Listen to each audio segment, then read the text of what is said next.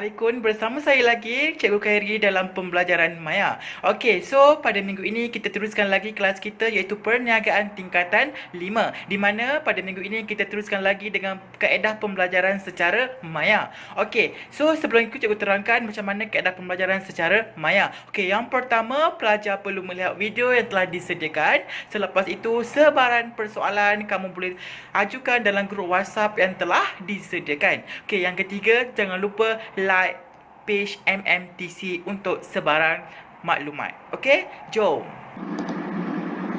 Okey kelas, baiklah kelas, kita sambung pembelajaran kita pada minggu yang ketiga. Masih lagi di bab yang sama iaitu bab 3 perniagaan tingkatan 5 di bawah tajuk sumber pembiayaan perniagaan. Okey, pada kelas pada minggu ini cikgu akan belajar subtopik yang terakhir untuk tajuk ni iaitu di bawah tajuk. Okey, so kamu boleh buka modul kamu pada halaman muka surat 7 Okey, so kamu pergi kepada muka surat 7 iaitu kekuatan. Okey, muka surat 7 yang ada modul kamu boleh buka modul. Okey, iaitu tajuk hari ni cikgu nak bincangkan yang berkaitan dengan yang ni, kekuatan dan kelemahan sistem apa dia? Ini kekuatan dan kelemahan sistem pembiayaan. Dalam sistem pembiayaan kita ada kekuatan dan juga kelemahan dia. Okey, so tengok satu persatu belajar. Okey, tengok yang pertama ialah berkaitan dengan yang pertama ialah sumber pembiayaan dalaman. Okey, dalam sumber pembiayaan dalaman, kat sini cikgu highlight kat sini. Okey, dalam sumber cikgu highlight kat sini. Okey, sumber pembiayaan dalaman mempunyai kekuatan dia. Apa kekuatan sumber pembiayaan dalaman?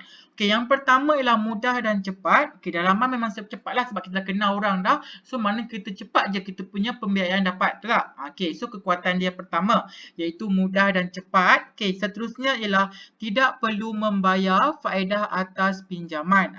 Kita tak payah bayar faedah untuk pembiayaan dalaman. Okey, manakala kelemahan dia ialah yang pertama ialah okey, so cikgu highlight kat sini ialah kekuatan dan juga kelemahan. Okey, kelemahan dia ialah pertama ialah modal terhad kepada simpanan peribadi. Okey, maknanya kita gunakan modal kita yang dalam simpanan kita je. Tak boleh guna yang lain. Betul tak? Terhad Yang kedua ialah sukar menambah modal dalam masa yang singkat Okey, seterusnya kita tengok pula yang kedua ialah sumber. Kita tengok yang kedua ialah sumber pembiayaan luaran daripada bank dan juga institusi kewangan. Yang tadi ialah pembiayaan dalaman. Kita tengok yang kedua ialah sumber pembiayaan luaran daripada bank dan institusi kewangan Okey, yang pertama ialah kekuatan dia. Kekuatan yang pertama ialah tempoh bayaran balik pinjaman dan ansuran bulanan boleh mengikut kemampuan peminjam. Maksudnya kat sini ialah kita nak bayar bila-bila.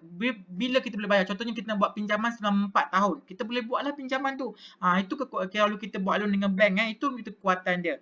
Yang kedua ialah amount pinjaman boleh disesuaikan mengikut keperluan semasa usahawan. Okey. So berapa kita nak pinjam? Kita yang tentukan. Usahawan ni ialah peniaga lah. Maksud kat sini dia kata ialah usahawan ni ialah peniaga lah. Berapa kamu nak pinjamkan dekat bank? Contohnya kamu nak pinjam 10,000. So dalam jangka masa berapa kamu nak bayar? Contohnya kamu nak buat 10,000 dalam masa 15 tahun. Buat loan kan? So boleh lah. Kalau bank lulus maknanya boleh. Okey, boleh. Itu dah kat sini lah sumber bank dan juga institusi kewangan Manakala kelemahan daripada sumber pembiayaan luaran daripada bank dan juga institusi kewangan ialah yang pertama ialah kekuatan kelemahan dia ialah apa dia kelemahan dia? Kelemahan yang pertama ialah memerlukan penjamin lah. Contohnya kalau kita tak kuat kita punya dokumen, kena ada penjamin. Penjamin ialah orang yang terdekat dengan kita lah. Sama ada parent kita, adik-beradik kita ataupun kalau kita dah kahwin dah, suami atau isteri kita lah. Itu yang pertama, kelemahan dia Yang kedua ialah memerlukan cagaran dalam bentuk harta atau aset tetap. Ada cagaran pula. Okey, kita nak cagaran apa? Okey, tak sebenarnya mudah Itu kelemahan dia. Yang ketiga ialah tertakluk kepada syarat pinjaman seperti tempoh dan amount bayaran balik.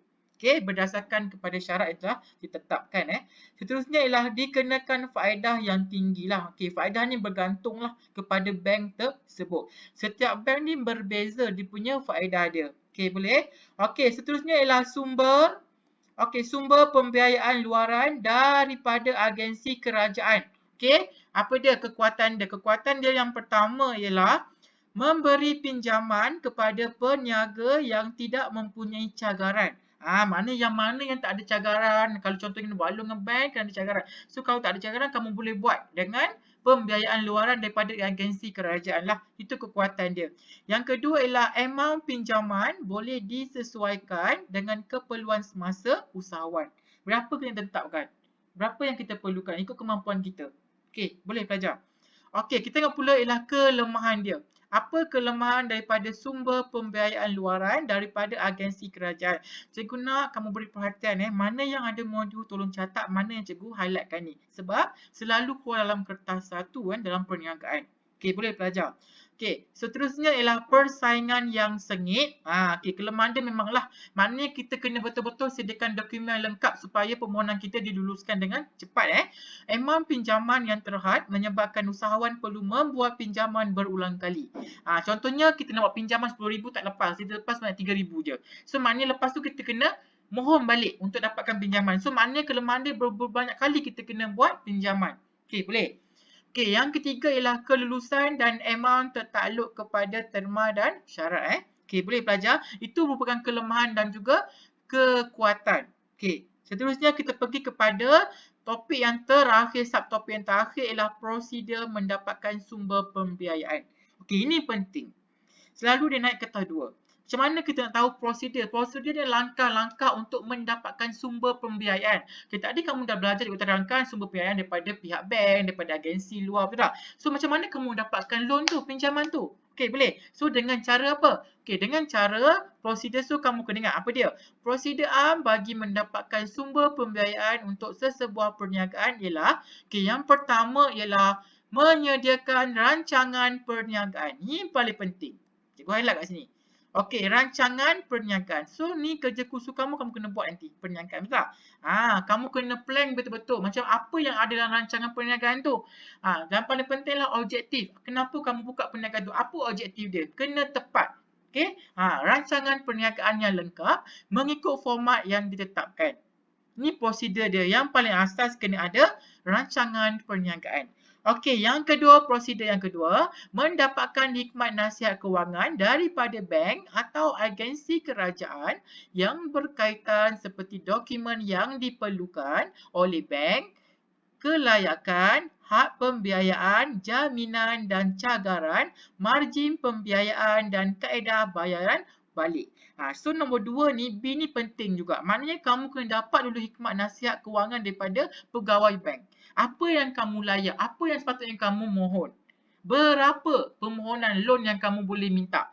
Itu maksudnya So bukan semudah-mudahnya kita buat pinjaman ni. So prosedur yang pertama kamu kena ingat kamu ada rancangan perniagaan yang lengkap. Yang kedua kamu kena dapat hikmat nasihat daripada kewangan lah. Daripada pegawai kewangan Okey, seterusnya ialah membuat permohonan pembiayaan dan kaedah bayaran balik. Membuat permohonan pembiayaan dan kaedah pembayaran balik. Apabila kamu dah ada rancangan perniagaan kamu lengkap, kamu dah dapat nasihat daripada, hikmat nasihat daripada pegawai kewangan dan dah dapat lulusan, so kamu boleh buatlah membuat permohonan pembiayaan dan kaedah bayaran balik. Okay, ini prosedur Seterusnya ialah pembiayaan diluluskan dan peminjam menandatangani kontrak dengan pihak pembiaya lah. Selepas lulus baru kita tanda tangan kontrak berapa kena bayar setiap bulan berapa. Okay, itu mana prosedur dia. Okay, boleh pelajar. So kat sini ialah ada 4. Okay, so kalau harap kamu boleh ingat 4 step ni, langkah-langkah untuk mendapatkan sumber pembiayaan. Okay, boleh tak belajar ni? Okay, cikgu harap kamu faham ya.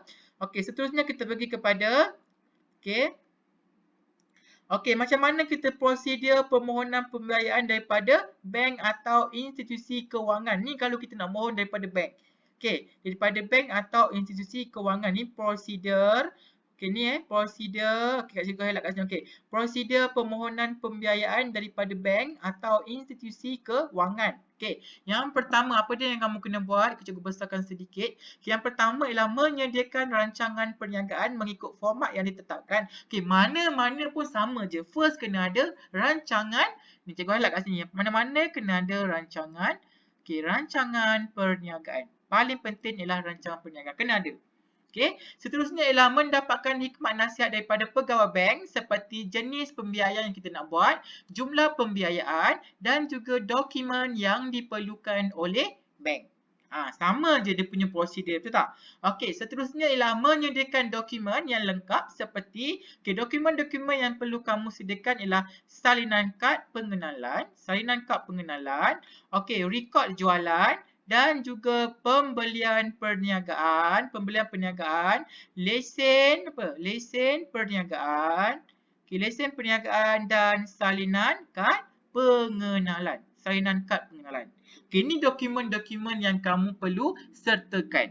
Okay, nombor 4. Menghantar permohonan kepada pihak bank untuk diproses. Maknanya selepas kamu dah complete semua dokumen yang bank minta ni, so kamu boleh hantar permohonan kepada pihak bank untuk diproses. Okay, boleh pelajar? Okey, seterusnya kita tengok nombor 5. Permohonan dipertimbangkan oleh bank. Selepas itu barulah memperoleh surat kelulusan pembiayaan daripada Agrobank. Okay, menandatangani kontrak dengan Agrobank. So, maknanya mana-mana bank sama je prosedur. Okay, boleh pelajar. So, yang ni tolong highlight sikit dia punya prosedur dia. Selalu naik dalam peperiksaan. Okay, boleh? Okay, so prosedur yang last kali ialah prosedur permohonan pembiayaan. Okay, ni prosedur permohonan perniagaan agensi kerajaan di bawah MARA. Okay, MARA Okay, MARA ni bagus juga dari segi pinjaman pembelajaran dia. Okay, so yang pertama dia menyediakan dokumen yang diperlukan seperti kad pengenalan. Okay, kad pengenalan. Okay, gambar. Okay, gambar berukuran pasport. Okay, salinan pendaftaran perniagaan. Okay, lagi ialah salinan lesen pihak berkuasa tempatan jika berkaitan dan juga lagi apa lagi iaitu gambar lokasi perniagaan, salinan perjanjian sewa premis perniagaan, salinan bil utiliti, salinan CJ diploma, ijazah yang telah diluluskan, yang telah disahkan.